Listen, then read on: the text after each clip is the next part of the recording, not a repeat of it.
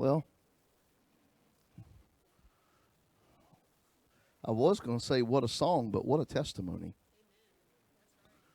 Because that's a testimony. Don't get excited. He wasn't coming over to wake you up. I've instructed him to let you sleep because I know you need it. I'm in one of them weird moods this morning, so this is what we're going to do. I'm going to try to work through a couple of verses in Esther. I believe this to be a timed word for this house. I was able to jot down ideas on a piece of paper. We'll see how God takes it, but I don't normally hang on to paper, but we'll just see what happens. If you've got your Bibles, go ahead and turn to Esther. We'll go to chapter 4.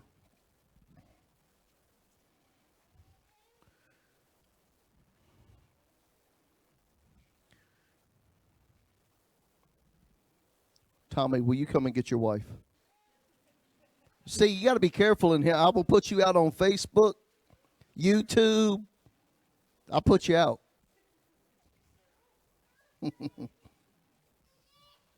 She knows I'm joking. I would dare not call out anybody that I don't love. And the Bible tells me that I am to love everybody. All right. Esther chapter 4. Tommy, I think I want to start. I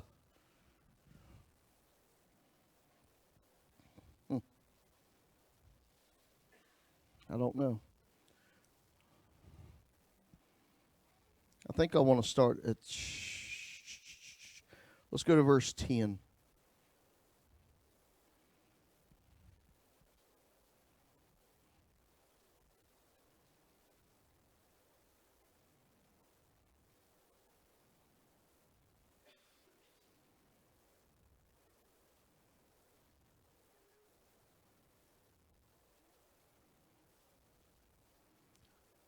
Back up to verse 5. We'll start at verse 5. Y'all just bear with me.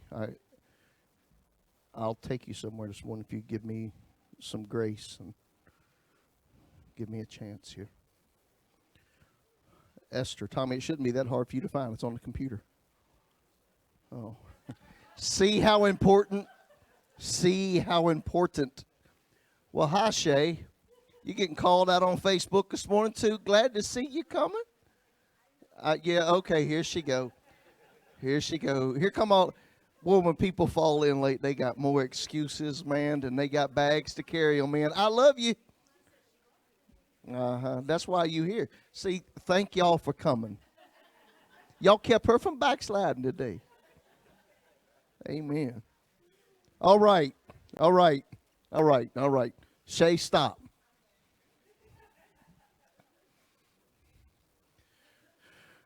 Then Esther called Hathach, one of the king's eunuchs, whom he had appointed to attend her. And she gave him a command concerning Mordecai to learn what and why this was. So Hathach went out to Mordecai in the city square that was in the front of the king's gate. And Mordecai told him all that had happened to him and the sum of money that Haman, remember Haman, that's important, had promised to pay into the king's treasuries to destroy the Jews. He also gave him a copy of the written decree for their destruction, which was given at Shushan. Don't ask me where that's at. That he might show it to Esther and explain it to her, and that he might command her to go in to the king to make supplication to him and plead before him for her people. So Hathach returned and told Esther the words of Mordecai. Then Esther spoke to Hathach and gave him a command for Mordecai. All the king's servants and the people of the king's provinces know that any man or woman who goes into the inner court to the king who has not been called Didn't see that this morning. He has but one law. Put all to death, except the one to whom the king holds out the golden scepter, that he may live.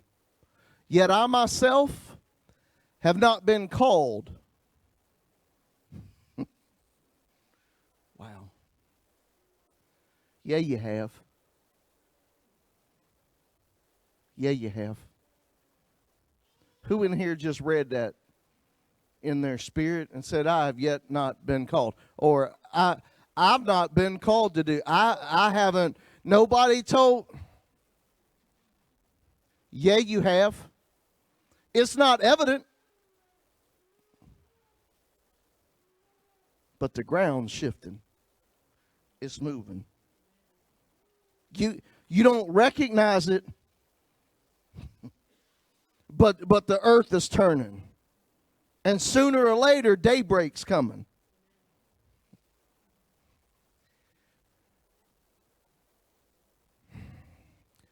Yet I myself have not been called to go into the king these 30 days. So they told Mordecai Esther's words. And Mordecai told them to answer Esther, please, I beg of you, surround yourself with someone that will call you out of your comfort. Someone that will cause you to position yourself for blessing. Tommy asked me for a title, and y'all just going to have to work with me. I can't give you ABC this morning. Tommy asked me for a title this morning, and what I wrote down on my paper inside my office, I just give it to him. I didn't know that it was going to be the name, and I still don't know, but I told him it was Orphan to Orator.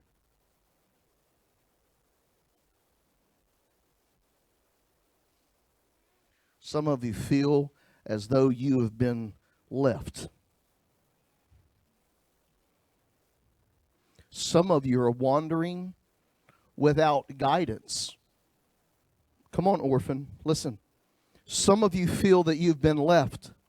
Some of you feel that you have no one to direct you, no one to cause you to step into position, no one to assist you through life. And God positions you to become the orator, the one that will speak, not only to men, but to kings. Not only to kings, but to people. And I believe that God is bringing a body of believers together in this day and time, even in this house, that He is calling this house, and He is beginning to position. Even though you can't see it, the earth is shifting. The ground is shifting. You are being positioned, and you do not even recognize because your eyes wander. But He's calling you from being orphaned. He's calling you from one degree of life into another. No longer can you consider yourself an orphan. No longer are you left to the wayside. No longer have those betrayed you. No longer have those turned their back and walked away on you. But now you will become an orator. You will become a voice. Maybe not the voice to many. Maybe it's just the voice to Roanoke Valley. But you will become a voice. You will become the orator. And you're going to have to surround yourself with people that will cause pressure so that you birth that purpose that God has impregnated you with, so that you can birth and you can do what God's called you to do. Don't get hung up. Don't be victim. You are where you are because you choose to be.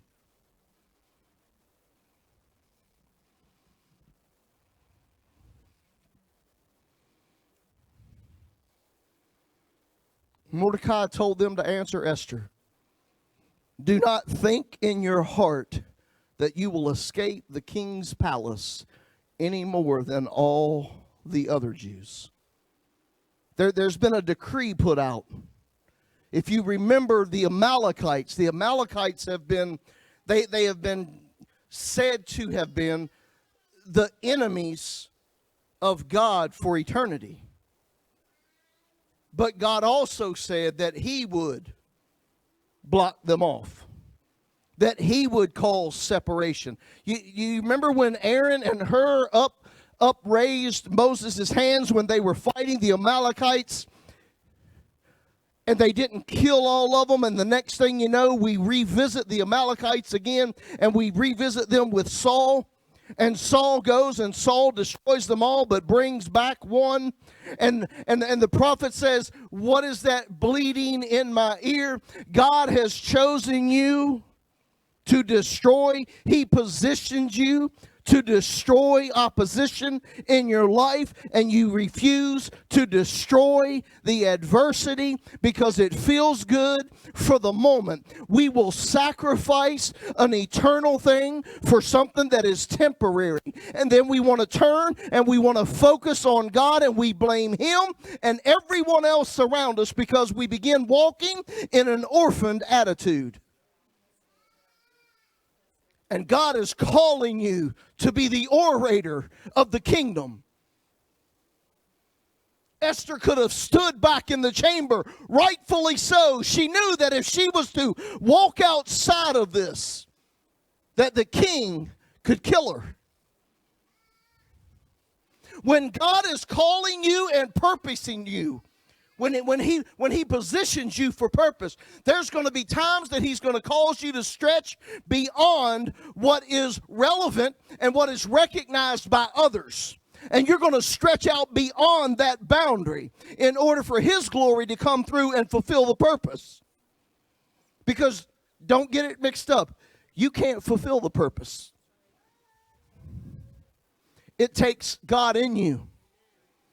Because if you can fulfill the purpose on your own, you don't need God.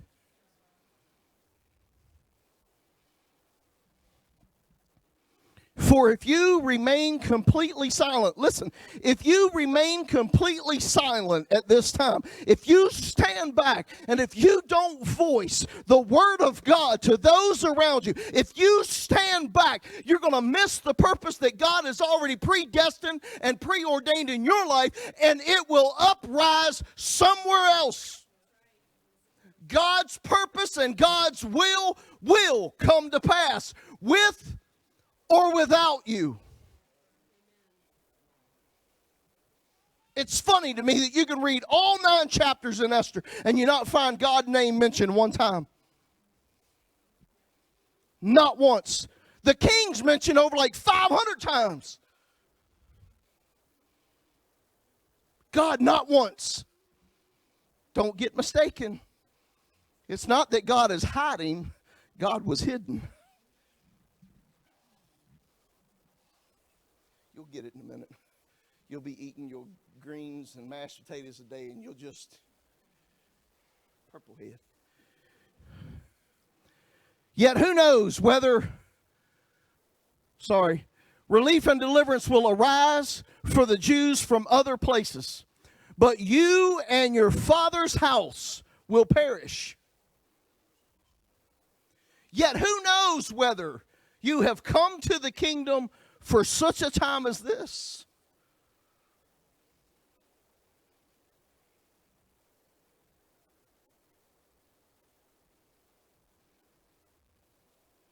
Who knows that where you are right now is purposed?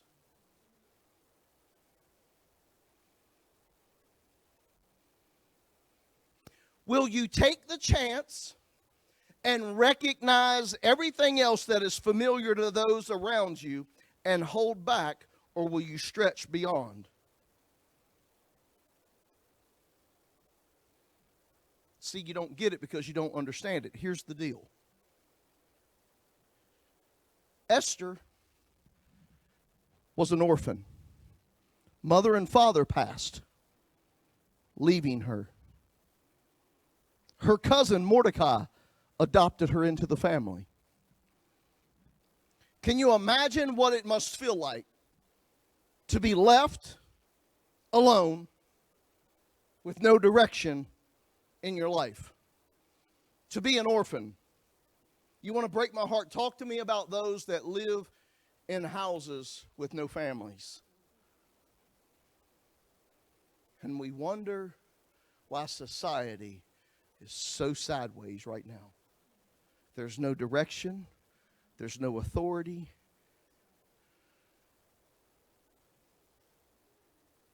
Shoot, there's no love. We have children that are running stray. These are the very children that God predestined. He said that He predestined us. And those that He predestined, He preordained. He set you up. He set you up for success. But will you stand back and remain victimized? See, there's a question that we got to ask ourselves. Is this me or is this God?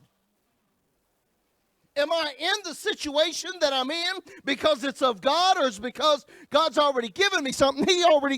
Listen. Oh, it wasn't a beautiful thing for Esther to be presented to king. All of these girls and all these women that were taken and presented to the king after he got rid of his ex-wife because she would not show her glory. He called his wife and said, come to the courts. And she said, no, women,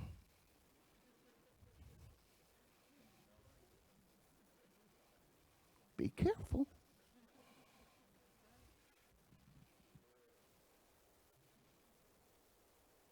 Because he went to all of his right-hand men and said, what should we do with her? Well, surely we can't let her live. He gets rid of her. And he sends out for these other women. This wasn't one of these beauty contests, Shay. He didn't send you an email or a private message and say, how would you like to come and present yourself before the king to see if he would choose you? It's not the case. He took them against their will.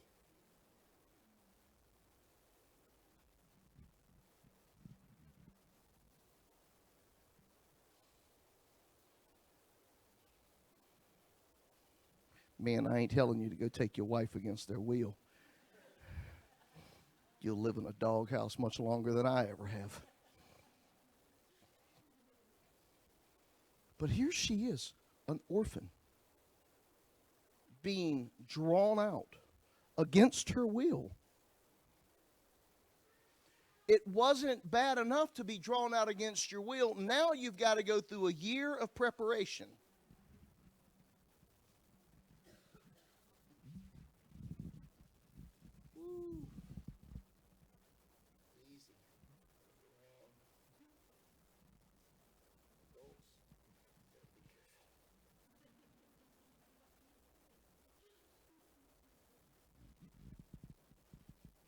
Men, be careful of the women that are so easy, that won't put you through seasons of preparation.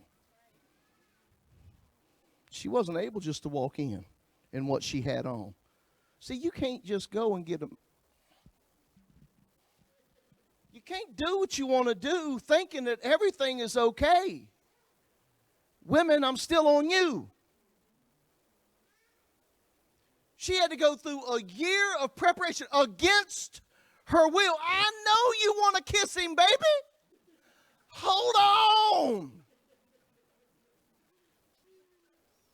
At least put some lip gloss on or something. He don't want to kiss sandpaper.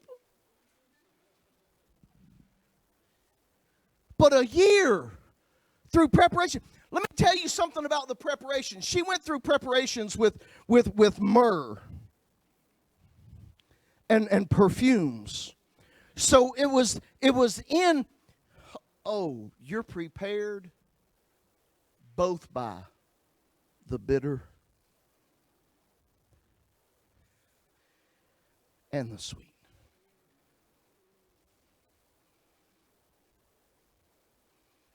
If you wouldn't have gone through what you went through, you wouldn't be prepared to present yourself before the king. I know you want to go faster. Things need. How many of y'all women in here like that?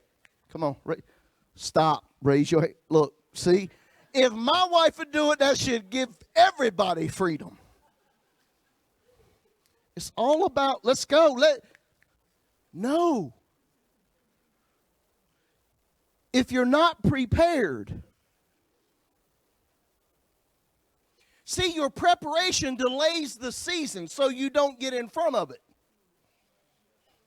If you walk into it at the wrong time, it's not going to turn out the way you expected it to.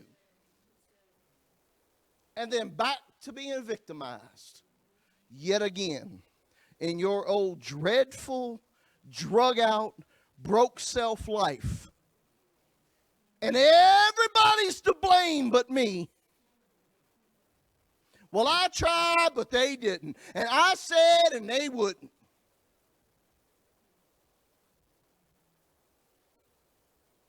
Oh, it hurts. Because it's the season of the bitter that you have to come through in order to taste the season of the sweet. It's that season of being betrayed that you have to make it through. Oh, that you are purified.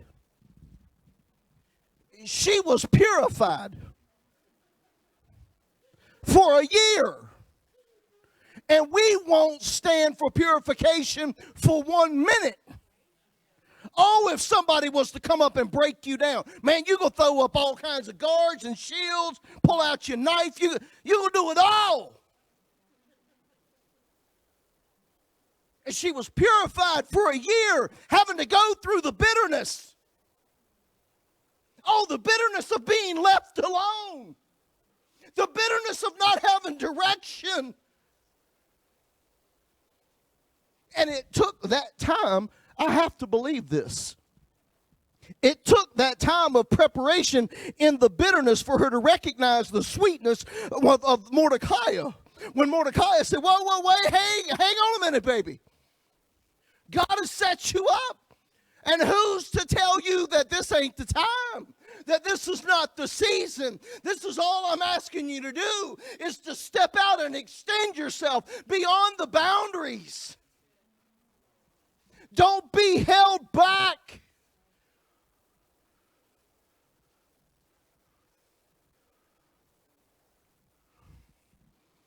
But in our suffering, many of us quit.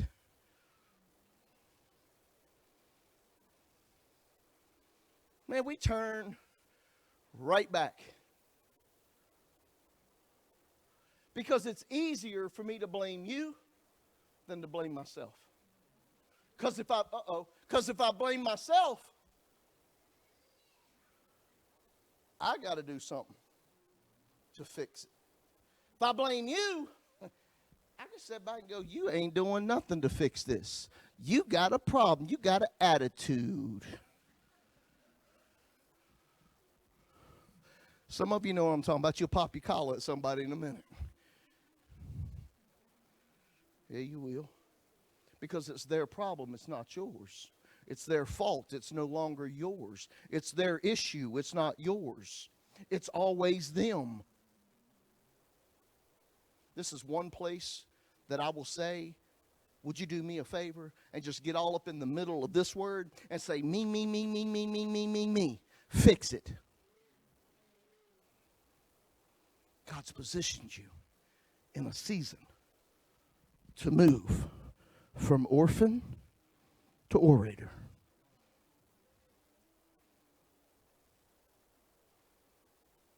It don't look like it's time. It don't feel like it's the right season.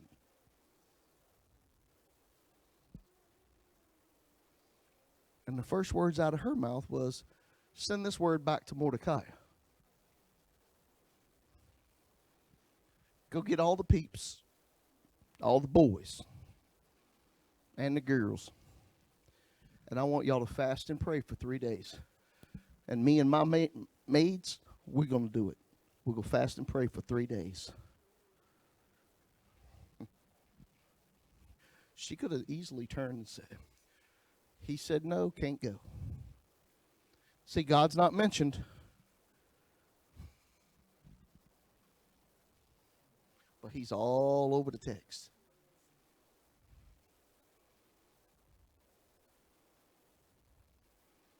It's what you choose to realize in your circumstance is what becomes your reality in your life. Oh, it's hard, ain't it? Man, life will kick you in the face. Life ain't prejudice. Life don't care. I don't care if you're rich or poor, if you're big or skinny. Why you laughing? I was saying I was skinny, you were big.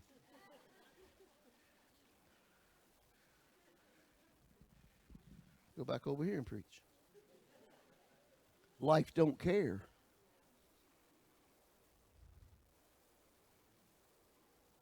With a vengeance, it will try to break you.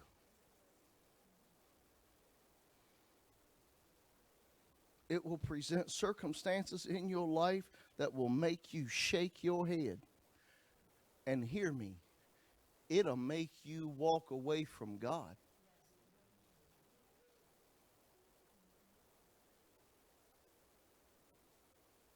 Oh, Pastor, it won't happen to me. Meet me for the 5 minute with the pastor out there. Let me give you a card so that you can call me when. Be careful. Life is lurking.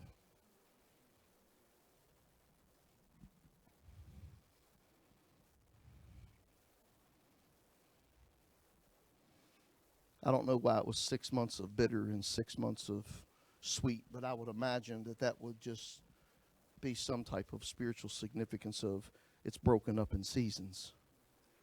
What you're in right now may not be what you experience later.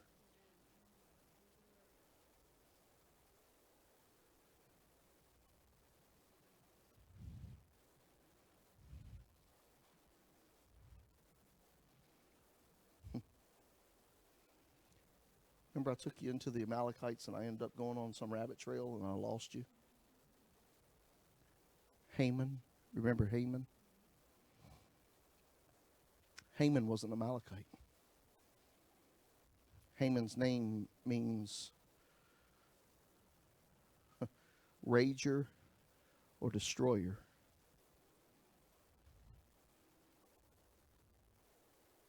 And he was an Amalekite. Once again, raising its head to defeat God's people. Because Haman wrote a decree out to destroy all of the Jews. And see, what I thought was real cool, the king took his signet ring off and give it to Haman. And he said, you write the decree and you seal it with the ring. And that's all it took. Write the decree in my name, seal it with the ring, so be it. What Haman didn't know, we wrestle not against flesh and blood. And he poked a sleeping bear. And Mordecai convinced Esther. And if you watch Esther, her posture all the way through this book, you need to read this book. Her posture through this book, every time there was an adverse situation or circumstance, she would adorn herself and go to the king.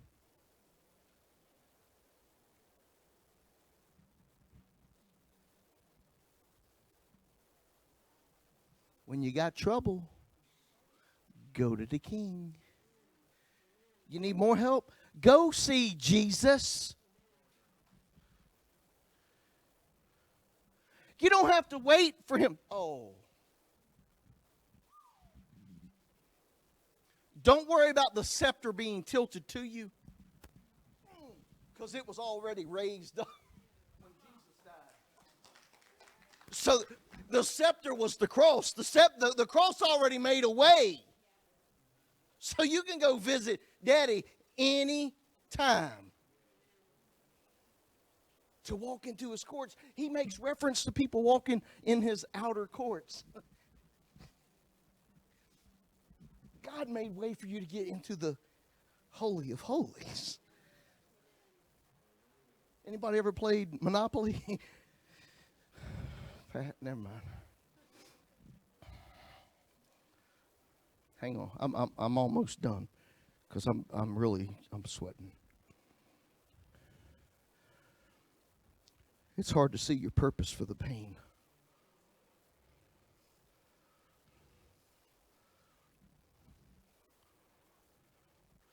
Man, Esther could have been set up, man, for the rest of her life. Are you listening? She could have been set up for failure for the rest of her life if she would have stayed focused on the pain.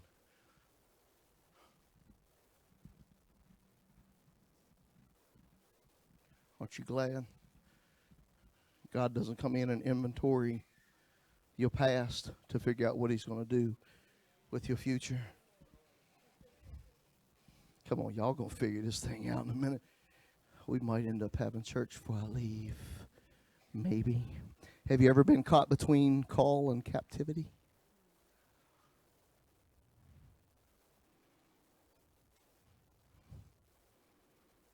When God has positioned you for the purpose, he'll oftentimes cause you to reach beyond what is normal to others in order for his glory to be revealed in your life. Captivity of the woe is me. Come on, I believe I walk in a woe is me generation. Every time I talk to somebody, I just get tired of hearing it. Did you do something different today than what you done yesterday? Or did you do the same thing? See, there's a difference between excuses and reasons. Many of us walk with excuses because it causes us to sacrifice ourselves if we give reason. Because there's not too many times we got a reason not to do something. Tell them, brother, right? Come to church because you want to or you felt good. Boy, they hate it when I get there. Right? But if you wake up and you go, Shay,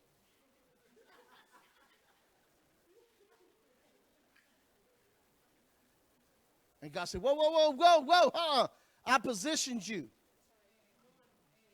Woo! Step out from what's normal. Everybody else uses that excuse, Shay. See, I can talk directly to you.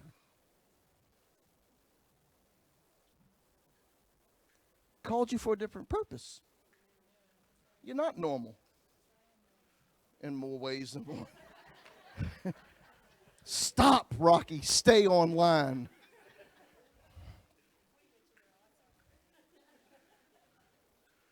But we will do certain things in our life because it's normal. Church has accepted Christianity in this manner. Come when you feel like it. Don't forget to give online, though.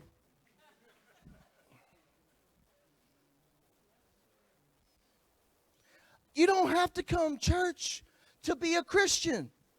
No, you don't. Do you want to be a better one?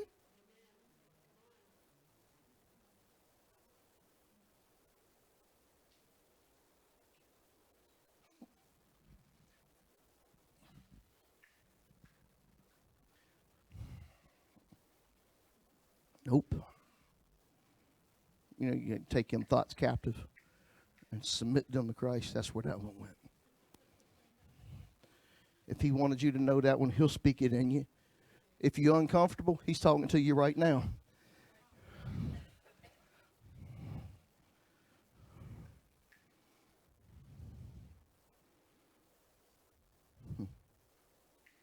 We already talked about that.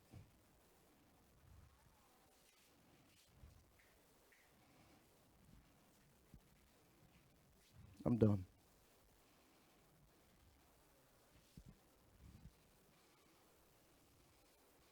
Let me give you all that in about 30 seconds.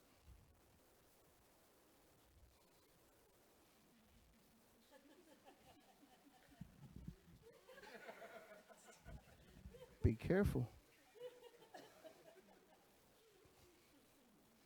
No confidence.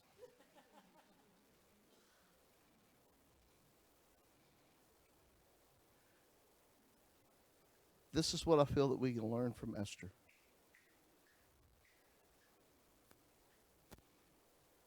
If he has called you, and he has predestined you. If he's predestined you, he has preordained you. There is a season. There is a time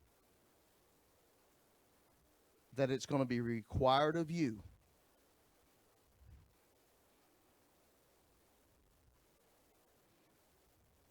to step beyond what's normal. Esther said, just so you don't think I'm throwing the word out here, let me help you.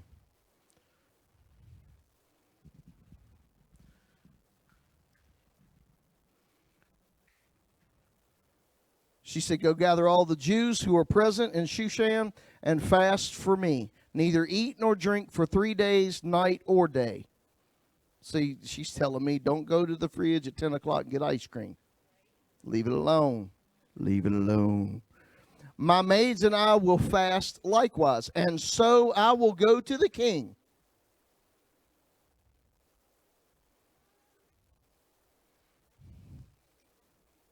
I thought I was done. And so I will go. She said, I'm going to fast for 3 days and 3 nights. I'm not going to eat day or night. So I will go to the king. We missing something here?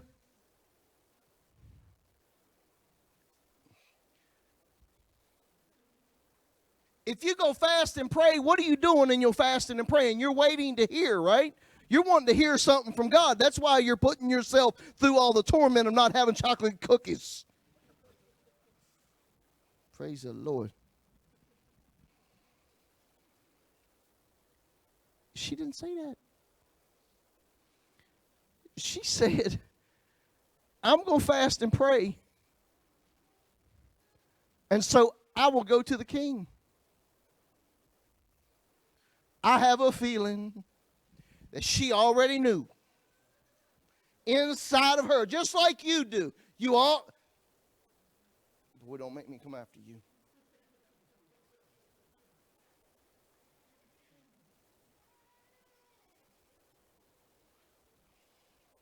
I'm going to fast and pray, waiting to hear from the Lord. You already know. You just fight it. Don't y'all cancel yourself out of this conversation.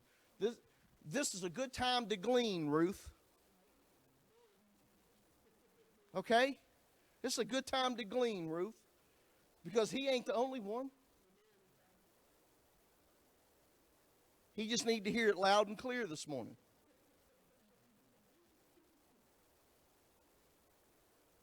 Still waiting on instruction that came a long time ago. He said, why am I going to change? Why am I going to change my instruction now? Did I not say? What are we waiting for?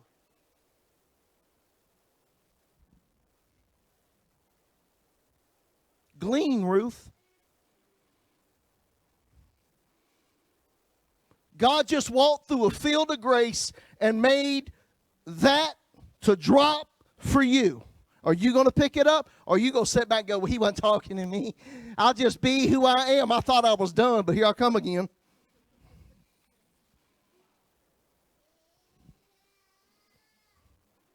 How many times? How many times does it take for God to wreck your life before you get the picture? How much longer do you choose to live in an orphan mentality when God has called you to be the orator? He told you a long time ago. This may not be for everybody, but for those that it's for, out of respect for them, would you just sit still for a minute? It may not be for you, and that's fine. One thing I've learned over times and seasons of ministry is the word that I reject will never grow in my life. Ever. Think you got it together? Talk to me next year.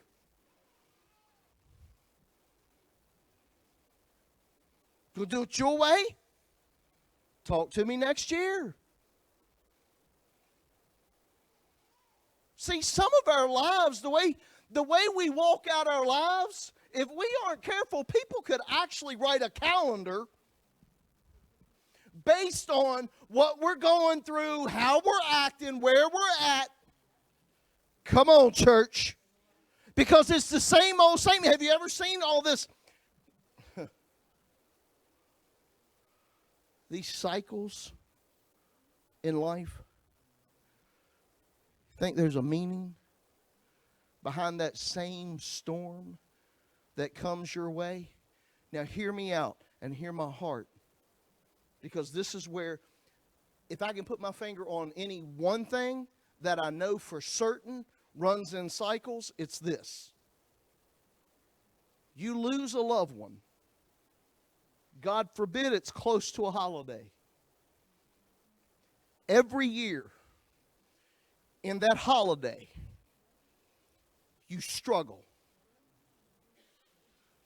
Come on, church. Listen, I feel your pain. I mean, some of you probably experience a more dramatic pain than some. I mean, because it's different on who it is. But I'm telling you this because it's Satan. Listen to me. There is a season for mourning. Mourn.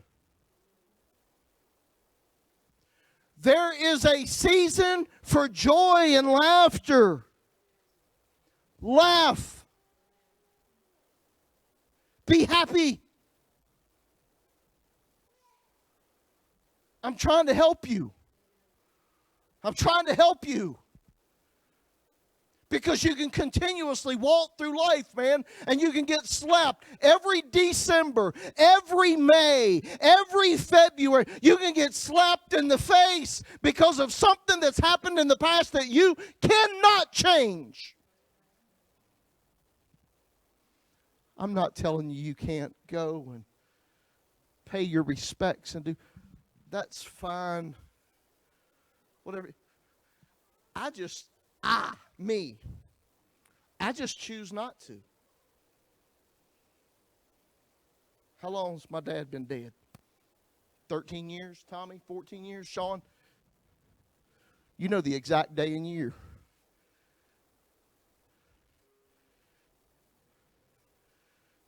Since 2006. You listening to me? I don't even know what year because I chose not to remember. Can I come in your living room just for a minute and we just sit down and talk for a second? Bye, Facebook. if they want to hear any of this stuff, they got to come.